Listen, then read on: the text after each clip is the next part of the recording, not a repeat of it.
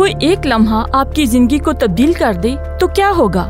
अगर बाइबल मुकद्दस का कोई एक हवाला ऐसी उम्मीद फराहम करे जिससे आप माजी की तमाम तलख बातें भूल जाएं और आने वाले वक्त के लिए पुरउम्मीद हो जाएं, तो क्या होगा?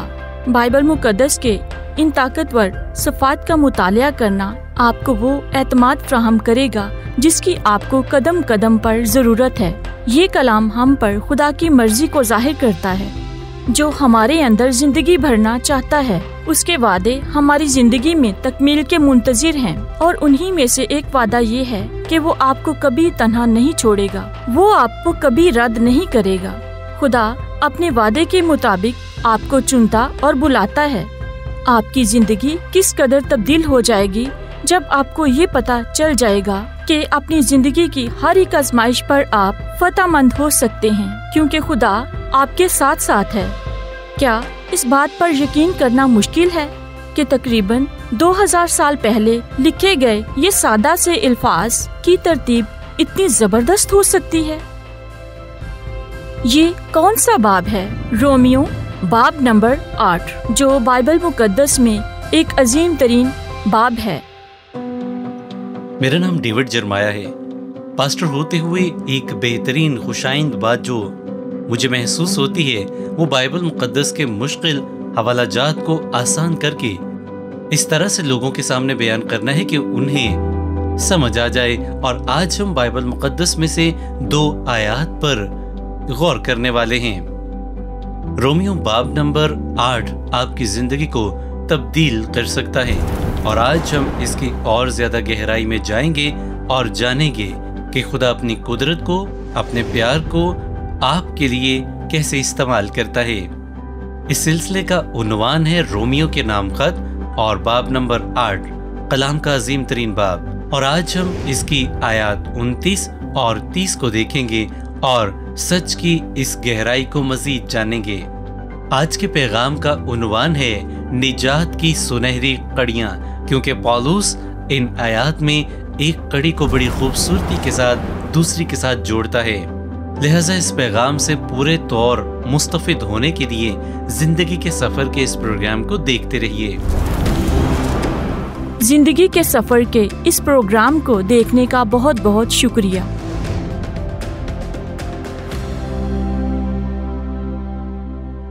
आज के इस पैगाम में हम रोमियो के नाम खत बाब नंबर 8 की आयत 29 और 30 को देखेंगे। ये रोमियो के नाम खत के मुश्किल तरीन मकामात में से एक है।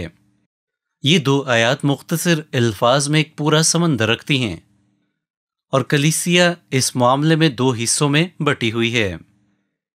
लिहाजा हम बड़े ही मोहतात होकर दुआ में ठहरते हुए इन आयात का जायजा लेंगे। इसमें 5 नुकात हैं जिन्हें मैंने सुनहरी कड़ियां कहा है। पौलुस रसूल यहाँ पर इस हकीकत को बयान कर रहा है कि हमारी निजात का ताल्लुक किसी हद तक हमारे माजी से, हमारे हाल से और हमारे मुस्तकबिल से भी है। ये सुनहरी कड़ियां यूं हैं क्योंकि जिनको उसने पहले से जाना उनको पहले से मुकर्रर भी किया कि उसके बेटे के हम शक्ल हों, ताकि वो बहुत से भाइयों में पहलोठा ठहरे। और जिनको उसने पहले से मुकर्रर किया उनको बुलाया भी, और जिनको बुलाया उनको रास्तबाज भी ठहराया, और जिनको रास्तबाज ठहराया उनको जलाल भी बख्शा। अगर आप यहाँ पर गौर से देखें तो कुछ अल्फाज हाईलाइट किए गए हैं। ये पहले से है, मुकर्रर, बुलाया, रास्तबाज और जलाल। ये अल्फाज बहुत ही खास हैं, और सबसे पहले हम जिस लफ्ज पर गुफ्तगू करने वाले हैं वो पहले से है। आयत 29 में बयान है जिनको उसने पहले से। मैं अक्सर लोगों को ये बात कहते हुए सुनता हूँ, जब उनको किसी बात के मुतालिक इल्म नहीं होता तो वो ये जुमला कहते हैं कि हमें तो कुछ नहीं पता, इसके मुतालिक तो खुदा ही जाने। वो भी इस बात का इकरार कर रहे होते हैं कि खुदा सब कुछ जानने वाला खुदा है।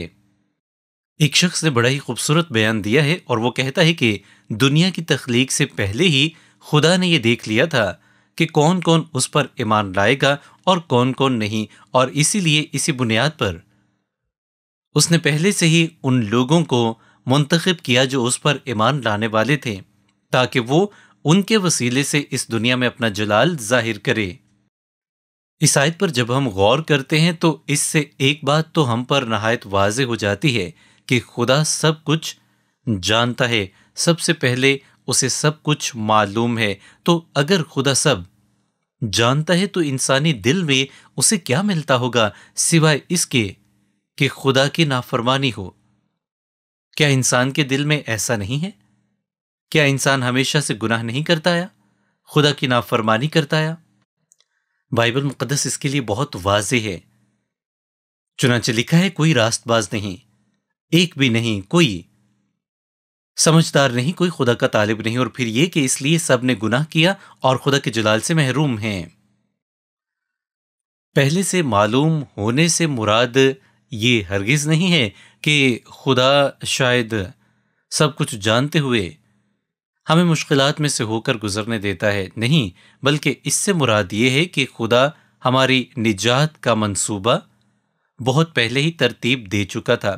وہ جانتا تھا کہ اس وقت دنیا میں ہمارے ساتھ کیا ہونے والا ہے، اور ان تمام مشکل حالات اور بدی اور شیطانیت میں سے ہمیں کس طرح سے نکلنا ہے۔ کچھ لوگوں کے لیے اس بات کو سمجھنا مشکل ہے کہ خدا کس طریقے سے ہمیں اپنی نجات دیتا ہے۔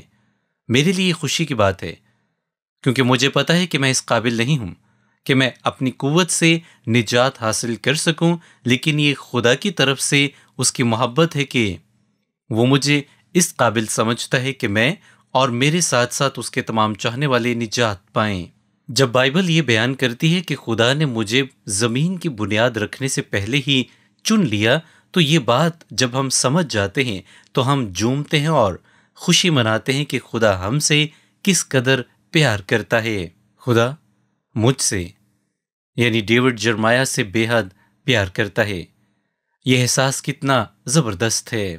خدا نے مجھے اس لیے نہیں چنا ہے کہ میں بہت اہم ہوں یا میری خصوصیات باقیوں سے مختلف ہیں، بلکہ اس لیے چنا ہے کیونکہ وہ محبت کا خدا ہے۔ وہ تمام انسانوں سے، مجھ سے، آپ سے اور تمام انسانوں سے پیار کرتا ہے، اور وہ کسی کی بھی ہلاکت نہیں چاہتا ہے۔ آج صبح جب میں اپنی بیوی سے اس پیغام کے متعلق گفتگو کر رہا تھا تو وہ کہہ رہی تھی کہ مجھے اس کی سمجھ نہیں آ رہی ہے، اور ممکن ہے کہ تمہارے پیغام کی بھی مجھے سمجھ نہ آئے۔ ممکن ہے آپ میں سے بھی کئیوں کو آج یہ بات سمجھ نہ آئے، لیکن کوشش کریں، جب آپ یہ سمجھ پائیں گے تو آپ کی زندگی تبدیل ہو جائے گی۔ مجھے کبھی امید ہے کہ آپ میں سے آج بہت سارے اس پیغام کو سمجھ کر خدا کے اس کی محبت کے لیے شکر گزار ہوں گے۔ جب آپ خدا کو اپنے ساتھ محسوس کرتے ہیں، اس کے پیار کو محسوس کرتے ہیں، اور اس بات کی گہرائی کو جان لیتے ہیں کہ آپ کی زندگی کے ہر لمحے سے وہ واقف ہے، آپ کو مکمل طور پر جانتا ہے، تو آپ تسلی اور سکون پاتے ہیں۔ پھر دوسری بات مقرر کیا جانا ہے، یہ پہلے والی سے بھی زیادہ مشکل ہے۔ رومیو 8:29 میں بیان ہے، ان کو پہلے سے مقرر کیا کہ اس کے بیٹے کے ہم شکل ہوں۔ پیشگی علم اور مقرر کیا جانا، ان دونوں میں فرق ہے۔ انگریزی میں سے پری ڈیسٹینیشن کہتے ہیں، جو دو الفاظ پر مشتمل ہے، یعنی پری اور ڈیسٹینیشن۔ اس سے مراد یہ ہے کہ پہلے سے ہی آپ کی منزل کا تعین ہو جانا، کہ آپ جانتے ہیں کہ وہ لمحہ جب آپ خداوند یسوع مسیح کو اپنا نجات دہندہ قبول کرتے ہیں تو آپ کی نجات کا راستہ مکمل طور پر آپ کے لیے محفوظ طریقے سے سامنے ہوتا ہے، جس سے آپ کو کوئی بھی ہٹا نہیں سکتا ہے۔ آپ ہمیشہ کی زندگی کے لیے سپرد ہو جاتے ہیں، اس راستے پر آپ گامزن ہو جاتے ہیں جو خداوند یسوع مسیح نے صلیب پر قربان ہو کر اور پھر تیسرے دن مردوں میں سے جی اٹھ کر ہمیں دکھایا ہے، جو نجات کا اور زندگی کا راستہ ہے۔ خدا جو سب کچھ جانتا ہے وہ ہمیں مقرر بھی کرتا ہے۔ ان دونوں باتوں میں بہت فرق ہے، اور وہ ہماری منزل کا بھی ہمارے لیے تعین کرتا ہے۔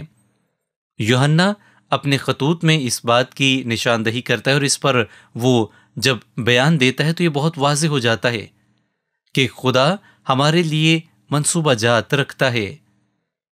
اور کلام خدا میں یوحنا کے نام پہلے خط اس کے 4 باب اور آیت نمبر 19 میں وہ اسے یوں بیان کرتا ہے کہ ہم اس لیے محبت رکھتے ہیں کہ پہلے اس نے ہم سے محبت رکھی۔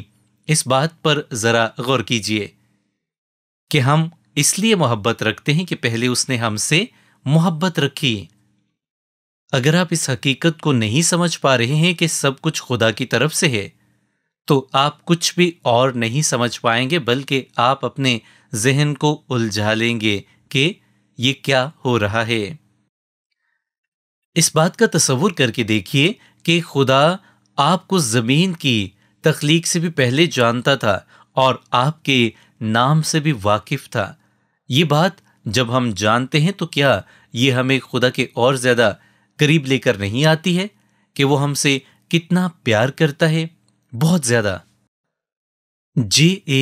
میڈرز اسکول میں تھا اور اسکول میں اس کی حالت بہت ہی زیادہ خراب تھی، کیونکہ نہ تو اس سے کوئی پیار کرتا تھا اور نہ ہی کوئی اس کے ساتھ کھیلنا چاہتا تھا۔ وہ باسکٹ بال بھی نہیں کھیل سکتا تھا کیونکہ اس کا قد چھوٹا تھا، اور وہ ان حالات میں ایک بری لت کا شکار ہو گیا اور اس نے اپنے آپ کو جنس پرست بنا لیا۔ وہ جنسی بے رحم روی کی طرف گامزن ہو گیا اور وہ چاہتا تھا کہ وہ اس بدی سے چھٹکارا پائے، لیکن کوئی اسے سمجھانے والا نہیں تھا اور نہ ہی خود اسے سمجھ آ رہی تھی کہ وہ کیا کرے۔ پھر ایک دن ایسا ہوا کہ اس کا چرچ میں جانا ہوا۔ اس دن وہاں مبلغ نے افسیوں باب نمبر 1 پر پیغام کو سنایا۔ وہ بہت بہادر انسان تھا۔ یہ نوجوان اس پیغام کو سن کر بہت ہی حیران ہوا کہ خدا نے مجھے چن رکھا ہے، خدا نے مجھے نجات بخشی ہے۔ اس نے اس باب کی تمام آیات کو حرف بہ حرف پڑھا۔ میں جو کہ نکما گنہگار ہوں، میں کمزور ہوں اور خطا کار ہوں اور اس جنس پرستی کی لت میں جکڑا ہوا ہوں، خدا نے مجھے چنا اور وہ ان سب بدیوں کے باوجود مجھے پیار کرتا اور مجھے بچاتا ہے۔ اس نے بیان کیا کہ اس دن کے بعد سے کبھی بھی اس نے زنا نہ کیا اور اپنے آپ کو خداوند کے لیے وقف کر دیا۔ اس نے میوزک بجانا شروع کیا اور لوگوں کو بائبل مقدس کے متعلق بتانا شروع کیا۔ وہ مزید لکھتا ہے کہ میں نے جب خدا کے پیار کے تجربے کو محسوس کیا، خدا کے پیار کی قدرت کو اپنے دل میں اترتے ہوئے دیکھا، تو میرے تمام گناہ اور دنیا کی تمام خواہشات اور میری تمام ترجیحات مجھے ہیچ معلوم ہوئیں۔ ان سے مجھے نفرت ہو گئی اور میں نے اپنے آپ کو خدا کے پیار میں پیش کر دیا، اور اس کے بعد سے میری زندگی کبھی بھی پہلے جیسی نہ رہی تھی۔ جب ہم اپنی روزمرہ زندگی میں کلام میں بیان کیے گئے خدا کے وعدوں کو سامنے رکھتے ہیں تو ہم اس کے پیار کو محسوس کرتے ہیں۔ اس نے ہمیں چنا ہے زمین کے لیے نہیں، بلکہ اس آنے والی زندگی کے لیے، تاکہ ہم اسے حاصل کر سکیں اور اس میں داخل ہو کر ہمیشہ کے لیے اس کے خاندان کا حصہ بنیں اور ہمیشہ ہمیشہ ابدی زندگی پائیں اور اس کے پیار کو محسوس کریں۔ خدا چاہتا ہے کہ ہم اس کے اکلوتے بیٹے خداوند یسوع مسیح کے مشابہ بن جائیں، تاکہ جیسے وہ پاک تھا ہم بھی پاک بنیں، جیسے وہ خدا کا اپنے باپ کا تابعدار تھا اور ہے، ہم بھی ویسے ہی اپنے باپ کی، اپنے خدا کی تابعداری کرتے رہیں، ویسی ہی زندگی گزاریں جیسے اس نے گزاری۔ ہم اس کے مشابہ ہوں، اپنے آپ کو اس کے لائق بنائیں، اپنے آپ کو پاک بنائیں اور خدا کے سپرد کریں۔ ہم خود سے گناہ سے چھٹکارا نہیں پا سکتے سوائے خدا کے فضل سے۔ تیسری بات بلاہٹ ہے۔ لکھا ہے جن کو اس نے پہلے سے مقرر کیا ان کو بلایا بھی۔ بلاہٹ دو طرح کی ہے، ایک ظاہری بلاہٹ ہے جسے عام بلاہٹ بھی کہا جاتا ہے، اور ایک باطنی یا مخصوص بلاہٹ ہے۔ پہلے ہم بات کریں گے ظاہری بلاہٹ کی کہ یہ کیا ہے۔ کلام خدا میں ہم پڑھتے ہیں متی باب 11 آیت 8 میں، اے محنت اٹھانے والوں اور بوجھ سے دبے ہوئے لوگوں سب میرے پاس آؤ، میں تم کو آرام دوں گا۔ اور دوسری باطنی بلاہٹ ہے جسے مخصوص بلاہٹ بھی کہتے ہیں، جس میں خدا آپ کو انفرادی طور پر بلاتا ہے۔ میں اس کے متعلق کچھ بتانا چاہوں گا۔ یہ بہت اہم ہے کہ آپ جانیں کہ آپ کی اپنی بلاہٹ کون سی ہے۔ یہ بات میرے لیے بہت ہی حیران کن ہے۔ وہ اس طرح سے کہ میں کم و بیش 50 سال سے زیادہ خدمت کر رہا ہوں، اور خدمت کے اس عرصے کے دوران مبلغ ہوتے ہوئے، خوشخبری کا پیغام سناتے ہوئے بہت سارے لوگوں نے میرے سامنے نجات پائی، اور وہ کلیسیا کے باقاعدہ ممبر بنے اور خدا کے گھر میں آتے ہیں۔ لیکن کیا وہ میرے کہنے سے یہاں پر آئے؟ نہیں، بلکہ خدا کی طرف سے ان کی بلاہٹ تھی۔ میں نے کیا کیا؟ اپنے حصے کا کام کیا جو خدا نے مجھے سونپا تھا۔ میں نے ان کو کلام سنایا، ان کو بپتسمہ دیا، اور انہوں نے خداوند کا اقرار کیا۔ اور میرے لیے یہ سب سے بڑھ کر خوشی کی بات ہے کہ میں ہر اتوار کسی نہ کسی ایسے شخص سے ضرور ملتا ہوں جو خداوند یسوع مسیح کو قبول کرتا ہے، اور خدا مجھے وسیلہ بناتا ہے کہ میں اسے خوشخبری کا پیغام سناؤں۔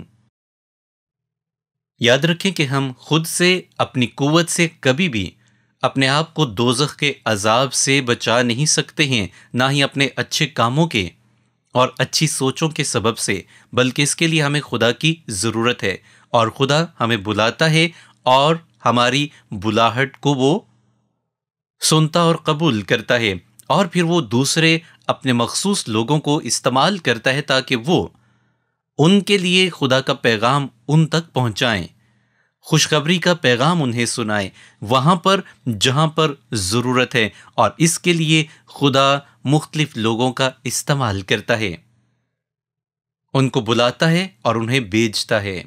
بلاہٹ وہ لمحہ ہوتا ہے جب خدا کی طرف سے آپ کو اس زمین پر رہتے ہوئے ہمیشہ کی زندگی کے لیے بلایا جاتا اور دعوت نامہ دیا جاتا ہے۔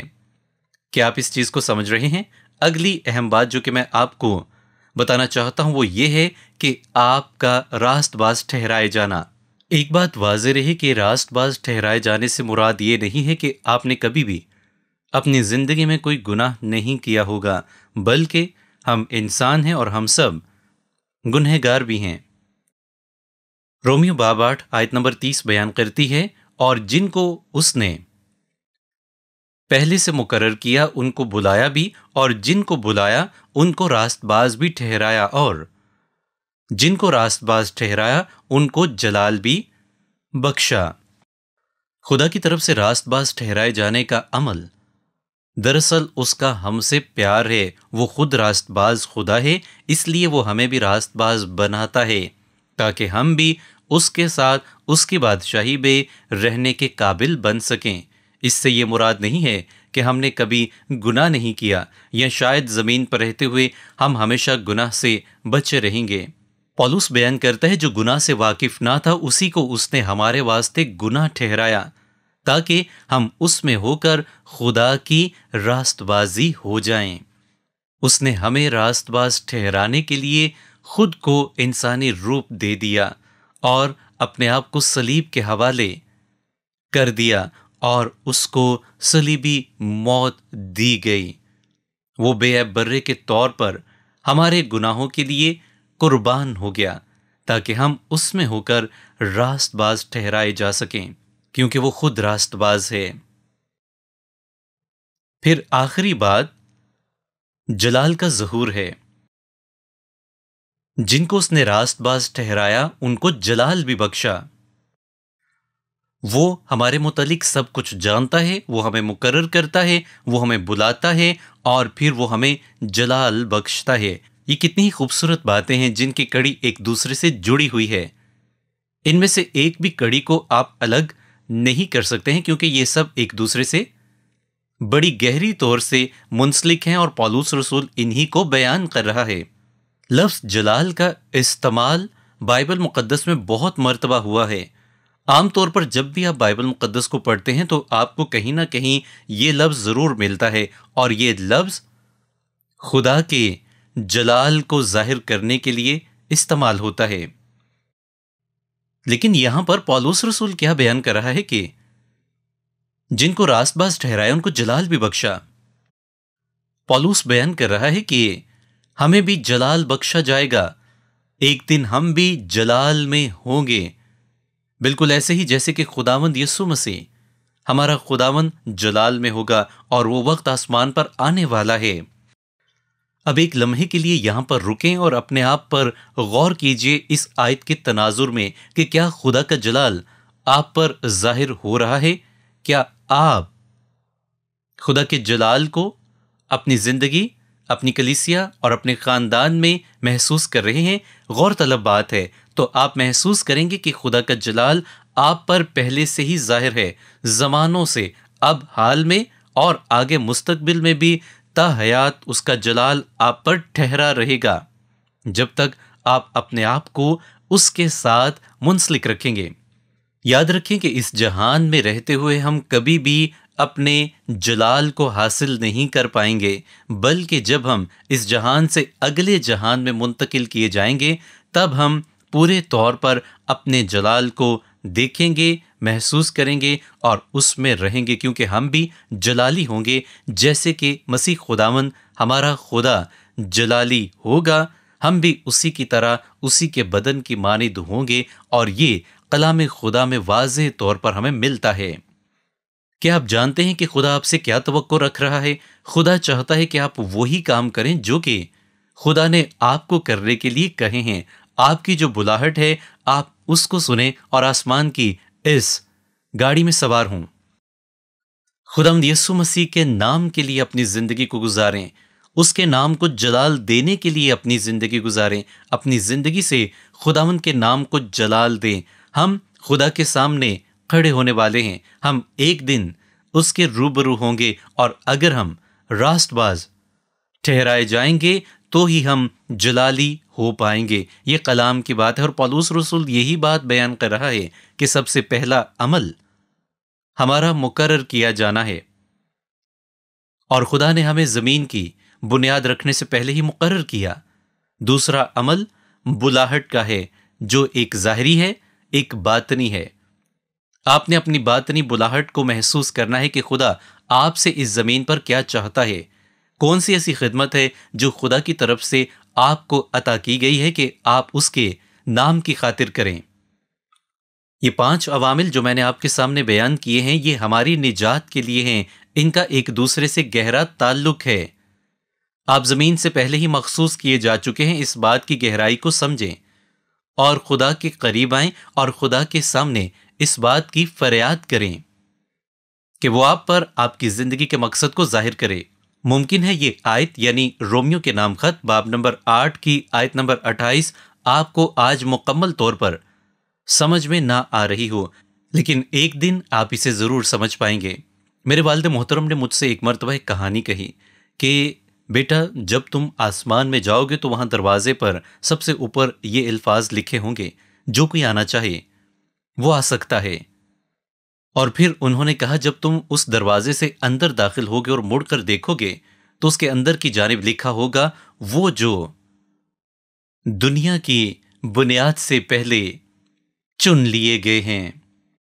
مجھے جو کچھ یہاں پر رہتے ہوئے جاننے کی ضرورت ہے وہ یہ ہے کہ خدا نے مجھے چن لیا ہے، اس کے علاوہ مجھے کچھ بھی سمجھنے اور جاننے کی ضرورت نہیں ہے۔ کچھ لوگ اس پیغام کو سن کر ایک خاص نظریہ رکھیں گے، جیسا کہ اب بھی بہت سارے لوگ رکھتے ہیں، اور آپ بھی جو سن رہے ہیں، ممکن ہے آپ کے بھی ذہن میں یہ سوال امڑ آئے کہ ٹھیک ہے، جب خدا نے سب کو چن لیا ہے تو پھر کسی کو بھی کلام کی خوشخبری کو سنانے کی ضرورت نہیں ہے، کیونکہ خدا نے تو پہلے سے ہی سب کو چن رکھا ہے۔ تو اس سے کوئی فرق نہیں پڑتا ہے کہ کوئی کسی کے پاس بائبل مقدس کو لے کر جائے اور اسے کلام کی خوشخبری کو سنایا جائے۔ یہ سوچ درست نہیں ہے، اور اس کی ایک وجہ ہے، کیونکہ خدا جس نے زمین اور آسمان کو تخلیق کیا ہے، وہ ہمیں یہ حکم بھی دیتا ہے کہ پس تم جا کر سب قوموں کو شاگرد بناؤ اور ان کو باپ اور بیٹے اور روح القدس کے نام سے بپتسمہ دو، اور ان کو یہ تعلیم دو کہ ان سب باتوں پر عمل کریں جن کا میں نے تم کو حکم دیا ہے، اور دیکھو میں دنیا کے آخر تک ہمیشہ تمہارے ساتھ ہوں۔ یہ وہی خدا ہے جو ہمیں ایسا کرنے کے لیے کہتا ہے، اور ہم جب اس کے کہے کے مطابق عمل کرتے ہیں تو اپنی بلاہٹ کو پہچانتے ہیں جو کہ وہ ہمارے لیے مخصوص کرتا ہے۔ جی ہاں، کچھ لوگ یہ بھی مانتے ہیں کہ ہمیں خدا کے کلام کی منادی نہیں کرنی چاہیے، یہ خدا کا منصوبہ اور اس کا کام ہے۔ کیا آپ نے کبھی غور کیا ہے کہ میں ہمیشہ اپنے کلام میں منادی کرتا ہوں، اس بات کا اعلان کرتا ہوں کہ آئیے خداوند یسوع مسیح کو قبول کیجئے، اسے اپنا شخصی نجات دہندہ قبول کریں، کیونکہ یہ خدا کی طرف سے ہم پر ذمہ داری عائد ہے. یہ مسیحی ہوتے ہوئے ہمارے لیے خدا کی طرف سے بلاہٹ ہے. ہم نے خدا کے کلام کو اپنے تک محدود نہیں رکھنا ہے، بلکہ اسے دوسرے لوگوں تک لے کر جانا ہے، تاکہ خدا آپ کے وسیلے سے جن کو بلانا چاہتا ہے ان کو اپنے پاس لے کر آئے.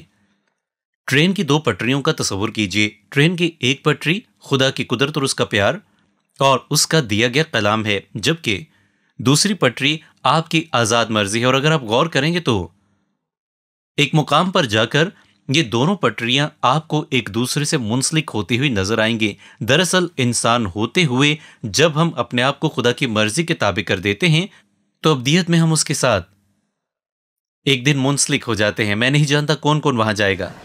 یہ ایسی 2 اہم باتیں اور ایسے 2 اہم قوانین ہیں جن کے متعلق بائبل مقدس ہمیں بیان کرتی ہے، یعنی ایک خدا کا کلام اور دوسرا ہماری آزاد مرضی. ٹرین کی دونوں پٹریاں کبھی بھی جڑتی نہیں ہیں، لیکن اگر ظاہری طور پر آپ ان کے بیچ میں کھڑے ہوں تو ایک مقام پر جا کر آپ کو یہ ایک دوسرے کے ساتھ جڑی ہوئی نظر آئیں گی. دراصل یہ ہمارے لیے اس زمین پر رہتے ہوئے ابدیت کی نشانی ہے. جب ہم اپنے آپ کو خدا کے کلام کے ساتھ ساتھ چلاتے ہیں تو ایک مقام پر آ کر ہم اس کے ساتھ جڑ جاتے ہیں. کلام مقدس میں بیان ہے، غیر قوم والے یہ سن کر خوش ہوئے اور خدا کے کلام کی بڑائی کرنے لگے، اور جتنے ہمیشہ کی زندگی کے لیے مقرر کیے گئے تھے ایمان لے آئے. غور کریں، لکھا ہے جتنے ہمیشہ کی زندگی کے لیے مقرر کیے گئے تھے ایمان لے آئے. جتنے لوگ ایمان لے کر آتے ہیں وہ پہلے سے ہی مقرر شدہ ہیں. آپ بھی مقرر شدہ ہیں، اور جب آپ خدا کے کلام کو کسی کے پاس لے کر جاتے ہیں تو آپ اپنی ذمہ داری کو پورا کر رہے ہوتے ہیں، لیکن خدا نے اس فرد کو جو کہ ایمان لانے والا ہے پہلے سے ہی مقرر کر دیا ہوا ہے کہ وہ ایمان لے کر آئے گا، اور اس کے لیے اس نے آپ کو وسیلہ بنایا. جب ہم خدا کی قدرت اور اس کے پیار کو محسوس کر لیتے ہیں تو پھر ہمارے لیے سب سے بڑھ کر خدا کی مرضی کو پورا کرنا ہوتا ہے. اور وہ تمام باتیں جو کہ مجھے ابھی سمجھ نہیں آ رہی ہیں، میں ان کے لیے پریشان نہیں ہوں، کیونکہ میں سب نہیں جان سکتا، لیکن میں یہ جانتا ہوں کہ میرا خدا سب کچھ جانتا ہے.